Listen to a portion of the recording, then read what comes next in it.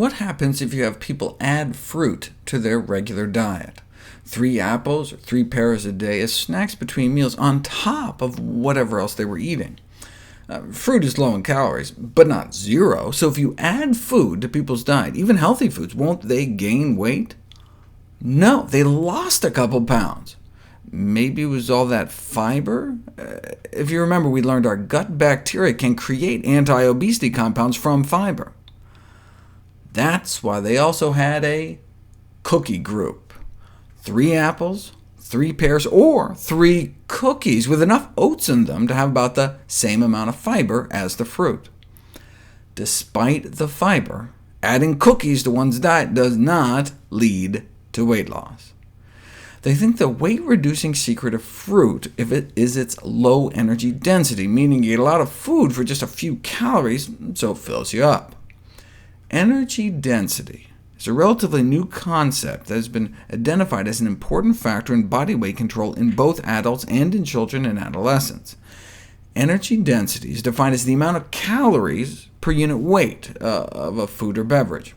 Water, for example, provides a significant amount of weight without adding calories. Fiber, too.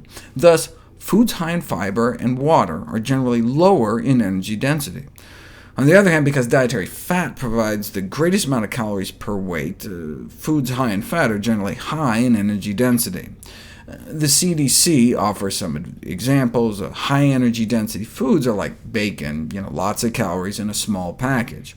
A medium energy density food is like a bagel, and a low-density food typified by fruits and vegetables. In general, the lower the better, with 2 exceptions.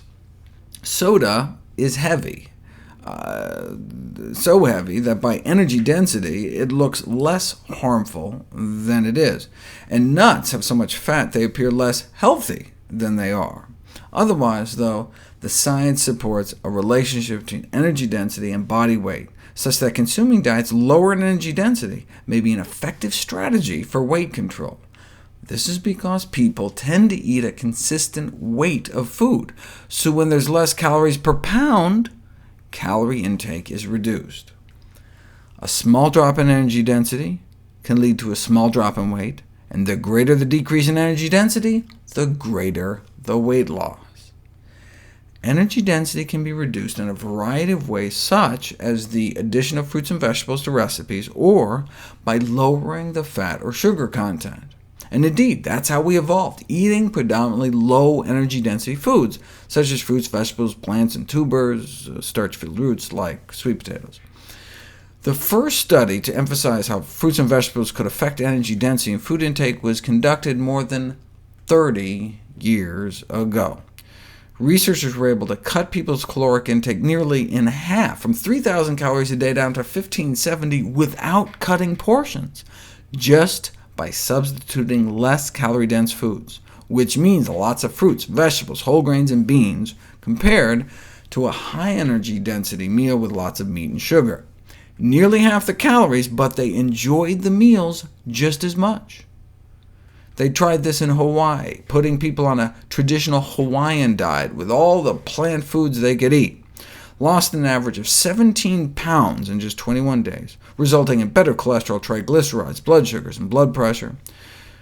Caloric intake dropped 40%, but not by eating less food. In fact, they lost 17 pounds in 21 days eating more food, 4 pounds of food.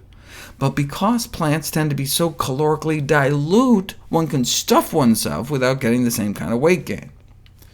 And the energy density of foods is of interest for weight management, not only because it allows people to eat satisfying portions while limiting calories, but also because reductions in energy density are associated with improved dietary quality. For example, lower energy-dense diets associated with lower risk of pancreatic cancer. Lower energy density foods tend to be healthier foods, so we get the best of both worlds.